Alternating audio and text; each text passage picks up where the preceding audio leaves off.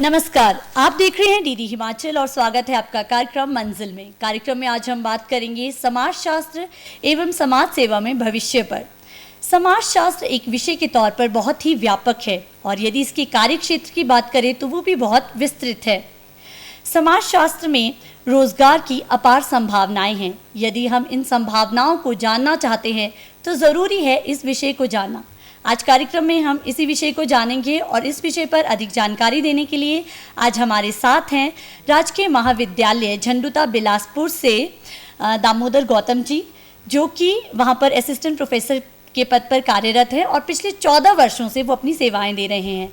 दामोदर जी, आपका कार्यक्रम में बहुत बहुत स्वागत है। धन्यवाद मैम। दामोदर जी, जिस तरह से हम समाजशास्त्र की बात कर रहे हैं और आप वहाँ पर प्राध्यापक भी समाजशास्त्र के ही हैं झंडुता में, तो सबसे पहले एक विषय के तौर पर जिस तरह से हम देखते हैं बहुत ही विस्तृत विषय है, परंतु यदि आम व्यक्ति इसके अर्थ को जानना चाहे सरल शब्दों में तो वो क्या है?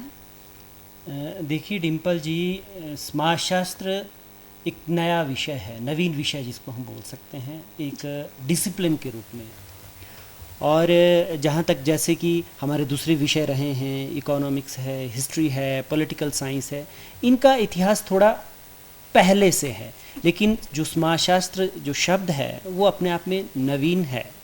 और अगर हम इसके शब्द की उत्पत्ति के बारे में बात कहें तो सबसे पहले फ्रेंच फिलोसफर अगस्ट कॉम्टे जी हुए, जिन्होंने एक विचार किया कि समाज के अंदर रहते हुए हमें एक ऐसे विषय की ज़रूरत है जो सामाजिक संबंधों का वैज्ञानिक अध्ययन कर सके, सामाजिक संरचना का वैज्ञानिक अध्ययन कर सके। कि हमारे पास सभी प्रकार के विषय हैं, विज्ञान के भी है जिसमें हमारी बायोलॉजी है, मैथमेटिक्स है, आपका फिजिक्स है, लेकिन पूरे पर्सपेक्टिव में सोसाइटी के संदर्भ में कोई एक ऐसा विषय नहीं है जो कि एक विशेष रूप से समाज का ही वैज्ञानिक अध्ययन करे। तो उनके मन में एक विचार आया और उन्होंने एक विषय के बारे में बात कही अपनी एक पुस्तक में। तो सबसे पहले उन्होंने इसे समाजशास्त्र न कहकर इसको सोशल फिजिक्स कहा, जिसको हम बोल सकते हैं सामाजिक भौतिकी शब्द। तो लेकिन बाद से इस पर फिर उन्होंने विचार किया और फिर इसका नाम उन्होंने सोशियोलॉजी रखा और ये लगभग 1838 और 39 के आसपास इस शब्द की उत्पत्ति हम लोग मानते हैं, जो सोशियोलॉजी एक डिसिप्लिन के रूप में। और वहीं से ही ये जैसे जैसे अगस्ट कॉम्टे जी ने इस शब्द की उत्पत्ति की और जो इसमें विचारक थे जिन्होंने समाज के बारे में सोचना शुरू किया, समाज के बारे में चिंतन प्रक्रिया पर अपना जो इंटरेस्ट जो दिखाया, तो और विचारक इसमें समाजशास्त्री जुड़ते रहे और उन्होंने बहुत सारे विषय वस्तु को समाजशास्त्र के अंदर में लाने का प्रयास किया, जिसमें हमारे एक दुर्खिम है, मैक्स वेबर है, हर्बर्ट स्पेंसर है। वो काफ़ी ज़्यादा वेस्टर्न कंट्रीज़ में, पश्चिमी जो देश है वहाँ पर इस विषय की काफ़ी ज़्यादा ये पॉपुलर हुआ ये विषय। तो हम कह सकते हैं कि ये 1838 के बाद अब तक के पीरियड में जो हम अभी 2022 में चल रहे हैं, तो उस संदर्भ में तो ये विषय नया है। लेकिन चिंतन की अगर हम बात करें तो समाजशास्त्री चिंतन की परंपरा सदियों से है। जब से समाज है तब से चिंतन हुआ है, लेकिन एक विषय के रूप में समाजशास्त्र नवीन विषय है, डिसिप्लिन जिसको हम कह सकते हैं। अगर हम भारत के संदर्भ की बात करें तो भारत में तो भारतीय समाज तो सामाजिक चिंतन से पूरा भरा पड़ा है हमारा। चाहे आप वैदिक दर्शन लीजिए, उपनिषद लीजिए और ब्राह्मण, आरण्य, जो भी पुराण जो भी है, वो चिंतन इतना विशाल है जिसकी कोई सीमा ही नहीं है। तो चिंतन तो होता रहा है जब से समाज है, लेकिन समाजशास्त्र नए विषय के रूप में 1838 में जो शब्द आया वो अगस्ट कॉम्टे ने हमारे सामने रखा। जी, जिस तरह से आपने सामाजिक चिंतन की बात की, तो अगर हम भारतीय संदर्भ में इसे देखें तो यदि हम परंपरागत आधार की बात करें तो एक समाजशास्त्री होने के नाते आप उसे कैसे देखते हैं? जैसा कि डिम्पल जी मैंने आपको बताया भी कि हमारा जो भारतीय दर्शन रहा है, भारत की जो फिलॉसफी रही है वो बहुत समृद्ध फिलॉसफी रही है, समृद्ध दर्शन रहा है। और सामाजिक चिंतन भी समृद्ध है, जिसका उदाहरण हमारे सामने वैदिक जो हमारी ऋचाएँ हैं, जो दुनिया की सबसे पुरानी हमारे पास जो टेक्स्ट जिसको हम बोल सकते हैं, सबसे पुराने टेक्स्ट है। हम ये कह सकते हैं कि विश्व ने, ऐसा कहा जाता है कि विश्व ने अभी चलना भी नहीं शुरू किया था जब भारत ने सामाजिक चिंतन करना शुरू कर दिया था। भारत की चिंतन की जो प्रक्रिया है वो बहुत ही पुरानी है। हालांकि अगर हम उस चिंतन की बात करें तो वो चिंतन कहीं ना कहीं धर्म से अत्यधिक जुड़ा हुआ था, धर्म से ज़्यादा जुड़ा हुआ था। जो आज हम आधुनिक समाजशास्त्र की बात करते हैं, वैज्ञानिक चिंतन की, उसमें कुछ अभाव देखने को जरूर हो सकता है, लेकिन हम ये नहीं कह सकते कि भारत में सामाजिक चिंतन नहीं होता था। हम लोग अगर परंपरागत जो सामाजिक आधार रहे हैं भारतीय समाज के, उनकी अगर मैं बात करूं तो हमारे जो ऋषि मुनि है, उन्होंने सामाजिक परंपराओं को और सामाजिक सिस्टम को, जो सामाजिक संरचना थी, उसको इस तरह से व्यवस्थित किया था कि वो अपने आप में दुनिया की अनुपम चीज़ें रही होगी, जिसमें कि हमारी वर्ण व्यवस्था रही है जो कर्म पर आधारित थी। पूरे समाज को इस तरह से उन्होंने, उन ऋषि मुनियों ने व्यवस्थित कर दिया था कि हम लोग अपने जैसी जिसकी कैपेसिटी है उसके अनुसार वो काम करेगा इसमें और समाज ताकि व्यवस्थित रहे, उसमें केओस ना हो। तो वो भी एक हमारा परंपरागत आधार रहा है, वर्ण व्यवस्था। अगर हम आश्रम व्यवस्था की बात करें, उसमें भी आश्रम व्यवस्था में जैसे कि पहले ब्रह्मचर्य है कि व्यक्ति को, इसमें उन्होंने बताया था कि व्यक्ति को अपने पूरे जीवन काल को कैसे व्यवस्थित करना है।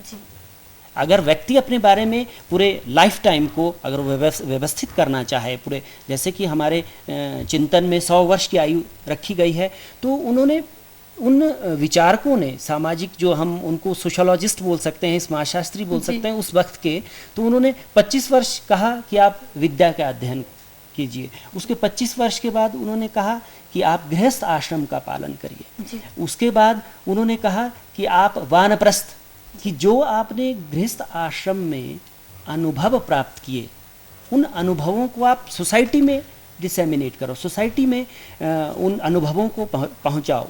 मतलब वानप्रस्थ का अर्थ यहाँ पर ये नहीं है कि आप वन में चले जाओ।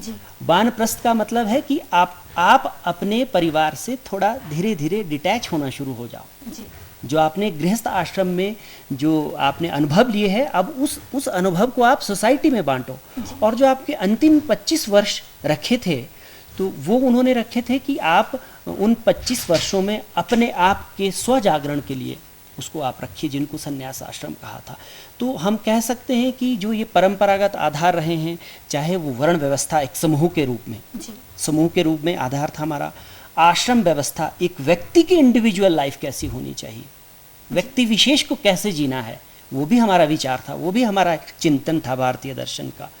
उसके बाद हमारे जो पुरुषार्थ की व्यवस्था थी हमारे चिंतन में, भारतीय परंपरागत चिंतन में, जिसमें कहते हैं हम धर्म अर्थ काम मोक्ष, वो जो पुरुषार्थ थे उनके बारे में कहा गया था कि वो वर्ण व्यवस्था से भी जुड़े थे और हमारी आश्रम व्यवस्था से भी जुड़े थे हमारे चिंतन में, कि हमें अपना जो जीवन है वो धर्म पर आधारित होना चाहिए। और धर्म, अर्थ, और जो हमने गृहस्थ आश्रम में अर्थ का अर्जन करना, अर्थ मतलब इकोनॉमी, पैसा, जो हमने पैसे का अर्जन करना है वो भी हम धर्म के आधार पर करें। हमारे जो साधन हो, जो हमारा साध्य है, उसको प्राप्त करने के लिए साधन भी सही होने चाहिए। तो धर्म, अर्थ, काम, और फिर गृहस्थ आश्रम में आप अर्थ कमाइए, पैसा कमाइए, और फिर अपनी काम इच्छाओं की पूर्ति कीजिए। कितनी अच्छी व्यवस्था उस पुरुषार्थ में कही गई थी उन विचारकों के द्वारा, कि आपने काम इच्छाएं का मतलब इसमें है कि व्यक्ति अपने विद्यार्थी जीवन में भी बड़ी सी इच्छाएं रखता है, मेरा अच्छा घर होना चाहिए, मैं अच्छे कपड़े पहनूं, मैं अच्छा खाना खाऊं। तो उन सारी इच्छाओं को यहाँ पर काम कहा गया है। तो और फिर वो काम भी, आपने जो अर्थ की भी प्राप्ति करनी है वो भी धर्म के अनुसार हो।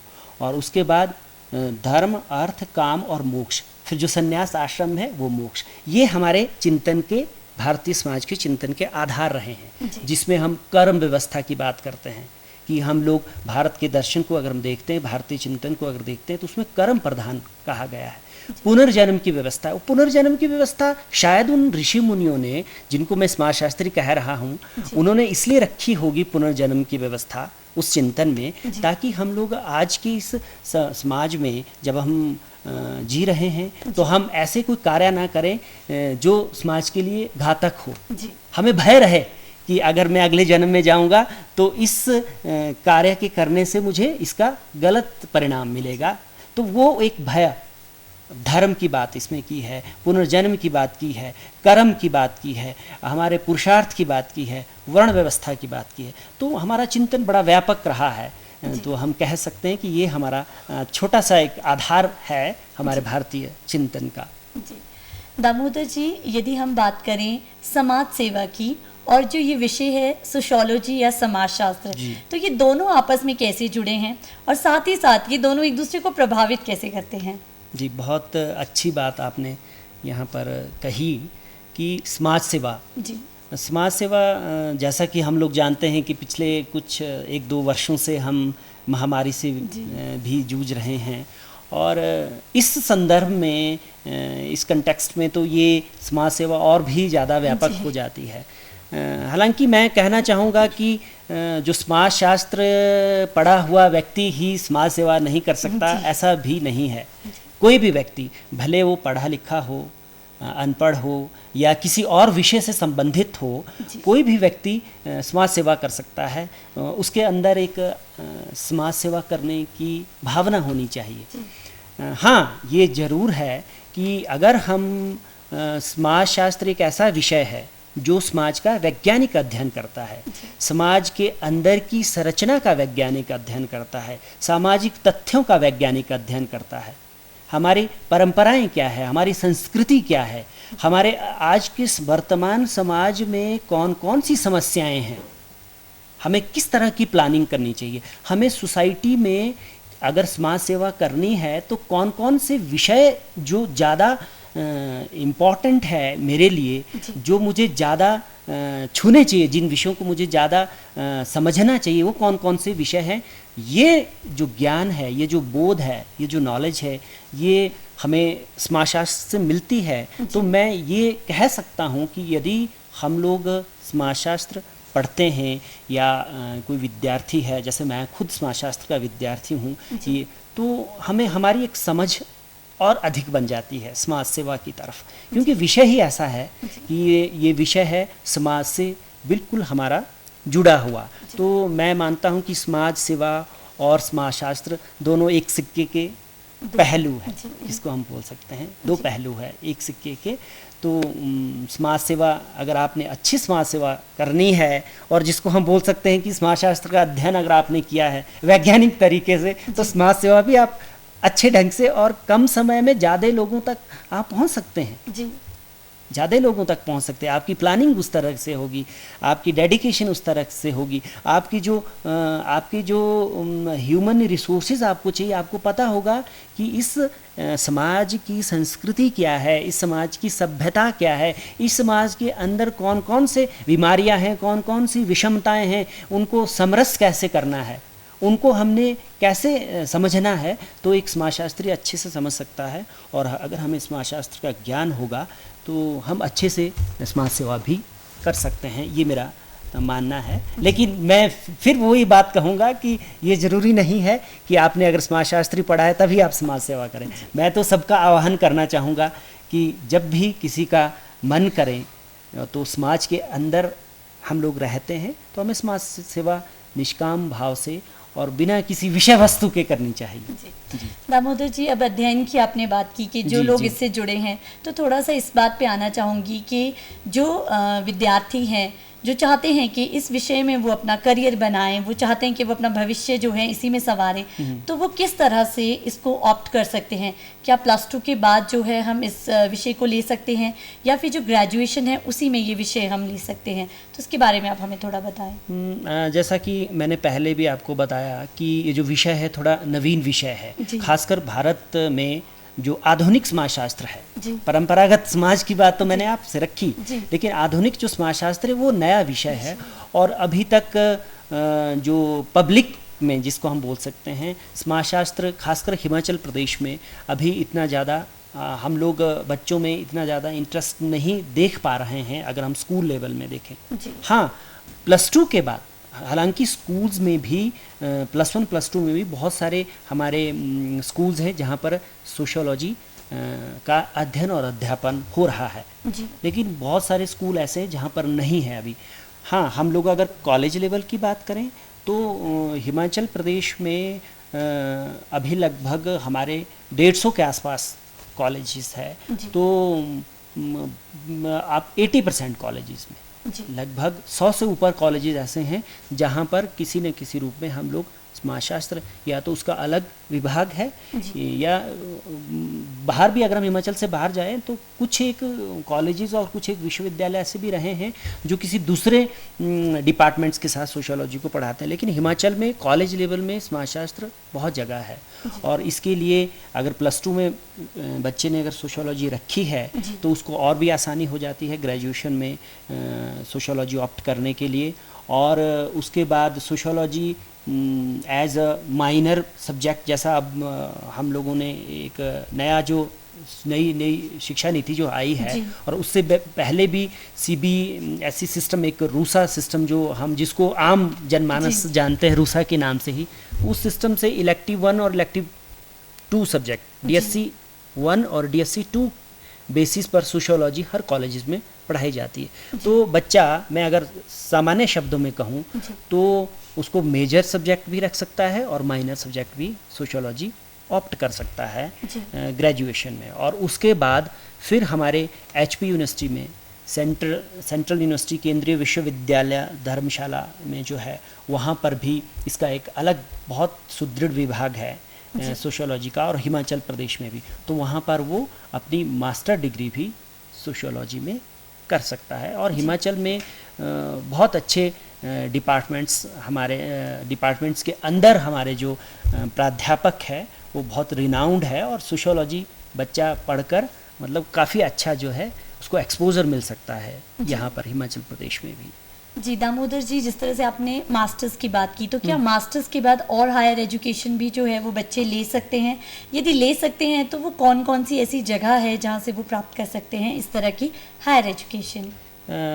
देखिए डिम्पल जी, मैंने हायर एजुकेशन की बात की, जैसे कि सामान्यतः हमारे दूसरे सोशल साइंसेस, क्योंकि सोशियोलॉजी को हम लोग सोशल साइंसेस ग्रुप में रखते हैं, समाज विज्ञान, जिसमें आपके और जो विषय है जो भी हम सोशल साइंसेस में विषय पढ़ते हैं उसी तरह से समाजशास्त्र में जिस बच्चे ने सोशियोलॉजी में जिसने MA किया है वो आगे अपना रिसर्च वर्क भी इसमें कर सकता है, जिसमें PhD हम लोग जिसमें बोलते हैं। हालांकि पहले MPhil भी होती थी, लेकिन अब नई शिक्षा नीति के तहत MPhil को धीरे धीरे मतलब वो ख़त्म किया जा रहा है। तो MPhil हम ऐसे बोल सकते हैं कि MPhil और PhD जैसे दूसरे विषयों में करते थे वैसे ही समाजशास्त्र में भी हो सकती है। और भारत में लगभग जो जितने भी विश्वविद्यालय हैं उनमें से 200 से अधिक विश्वविद्यालयों में, पूरे भारतवर्ष की बात करूं, वहाँ पर किसी न किसी रूप में सोशियोलॉजी का अध्ययन और अध्यापन किया जा रहा है। तो बच्चा ग्रेजुएशन में अगर यहाँ सोशियोलॉजी पढ़ता है तो वो बाहर भी, हमारे नियर बाय पंजाब यूनिवर्सिटी है, कुरुक्षेत्र यूनिवर्सिटी है, दिल्ली में JNU यूनिवर्सिटी है, दिल्ली यूनिवर्सिटी है ना, आपका BHU है, अलीगढ़ मुस्लिम विश्वविद्यालय है, ये बहुत सारी विश्वविद्यालय हैं जहाँ पर सोशियोलॉजी जो बच्चा पढ़ सकता है। और सोशल साइंसेस के रिनाउंड बॉम्बे में एक सोशल साइंसेस का इंस्टीट्यूशंस है, वहाँ पर सोशियोलॉजी को बच्चा जो है आगे पढ़ सकता है और उसमें अध्ययन का शोध कार्य कर सकता है। तो आगे बहुत ज़्यादा स्कोप है हर यूनिवर्सिटी में, जो भी यूनिवर्सिटी है, प्राइवेट यूनिवर्सिटीज़ को छोड़कर जो स्पेसिफिकली इंजीनियरिंग पर्पस से बनी है, या वहाँ पे अगर नहीं हमें ये विषय मिलता है, लेकिन गवर्नमेंट यूनिवर्सिटीज़, तो प्राइवेट भी बहुत सारी यूनिवर्सिटीज़ है जो इसमें आगे भी स्टडी करवाती है, लेकिन गवर्नमेंट यूनिवर्सिटीज़ तो मैक्सिमम ऐसी है जहाँ पर सोशियोलॉजी पढ़ी और पढ़ाई जाती है। जी दामोदर जी, यदि हम बात करें इसमें रोजगार के अवसरों की, तो वो बहुत एक इम्पॉर्टेंट विषय रहता है। हर कोई जानना चाहता है कि यदि उसमें वो अध्ययन कर लेते हैं इस विषय में तो उनके लिए रोजगार की संभावनाएं जो है वो किन किन क्षेत्रों में हैं? देखिए डिम्पल जी, मैं तो ये कहूँगा, जी। क्योंकि मैं खुद समाजशास्त्र का विद्यार्थी हूँ, इसमें ये भी नहीं है कि मैं अपने विषय के बारे में ज़्यादा बढ़ चढ़ कर कहूँ, लेकिन जहाँ तक मेरी सोशियोलॉजी के विद्यार्थी होने के नाते मेरी जो एक समझ है, उस समझ के अनुसार जो हमारे सोशल साइंसेस के विषय है जी। उनमें सबसे ज़्यादा जो स्कोप अगर मुझे दिख रहे हैं प्राइवेट सेक्टर में भी, जी। गवर्नमेंट सेक्टर में तो ये विषय पूरा उन्हीं विषयों के साथ चलता है, लेकिन प्राइवेट सेक्टर में सोशियोलॉजी और इसके साथ वाली जो मतलब हम ये कह सकते हैं कि पहले इकट्ठे ही ये विषय हुआ करते थे, जिसमें सोशल वर्क है, एंथ्रोपोलॉजी है। सोशल वर्क और सोशियोलॉजी में तो आने वाले समय और अभी भी इतने ज़्यादा बच्चे को स्कोप है, चाहे वो कॉरपोरेट सेक्टर्स है, आपके एनजीओज़ है, बड़े बड़े एनजीओज़ है, वहाँ पर समाजशास्त्री की ज़रूरत होती है। हालांकि हमारे हिमाचल प्रदेश में बच्चों को इतना अभी पता ही नहीं है कि सोशियोलॉजी में कितने स्कोप है। वो सोशियोलॉजी को एज ए टीचिंग सब्जेक्ट ही देखते हैं कि हम लोग स्कूलों में सोशियोलॉजी नहीं देख पाते, क्योंकि अपने आप में एक अमूर्त विषय है। ठीक है, ये कॉन्क्रीट कम है और एब्स्ट्रैक्शन इसमें ज़्यादा है, इसलिए हम इस विषय को हायर लेवल में ज़्यादा प्रेफर करते हैं। जब बच्चा समाज को समझना शुरू कर देता है, अमूर्तता को समझना शुरू कर दे, तभी हम इस विषय को, तो इसीलिए जो आम जनमानस में ये धारणा रहती है कि सोशियोलॉजी में करियर की अपॉर्चुनिटी कम है। लेकिन अगर हम देखें तो आपके कॉरपोरेट घरानों में समाजशास्त्री की ज़रूरत होती है, आपके मीडिया के घरानों में समाजशास्त्री की ज़रूरत होती है, मीडिया प्लानर कि मीडिया की पहुंच किस तरह से, कैसी सोसाइटी में होनी चाहिए, कौन सी सोसाइटी है जहां पर मीडिया की पहुंच होनी चाहिए। एड्स कंट्रोल सोसाइटीज़ है, वहां पर एनजीओज़ है, वहाँ पर हम लोग इसमें करियर्स देख सकते हैं। काउंसलर है, उनकी काउंसलर के रूप में सोशियोलॉजिस्ट जो है काम करते हैं, और टीचिंग में तो है ही है, और आपकी सिविल सर्विसेज है जिसमें आपके आईएएस है, एचएएस है, उसमें तो सोशियोलॉजी बहुत ही ज़्यादा पॉपुलर है सिविल सर्विसेज में। जी दामोदर जी, आपने काफ़ी कुछ हमें समाजशास्त्र के बारे में बताया। आप कार्यक्रम में आए, इसके लिए आपका बहुत बहुत धन्यवाद। धन्यवाद। आज कार्यक्रम में हमारे साथ थे दामोदर गौतम जी, जो कि असिस्टेंट प्रोफेसर के पद पर कार्यरत हैं। आज उनसे हमने समाजशास्त्र विषय को अच्छे से जाना और जाना कि इसमें कितनी अपार रोजगार की संभावनाएं हैं। आज कार्यक्रम में बस इतना ही। एक नए विषय के साथ फिर हाजिर होंगे, तब तक हमें दीजिए इजाज़त। नमस्कार।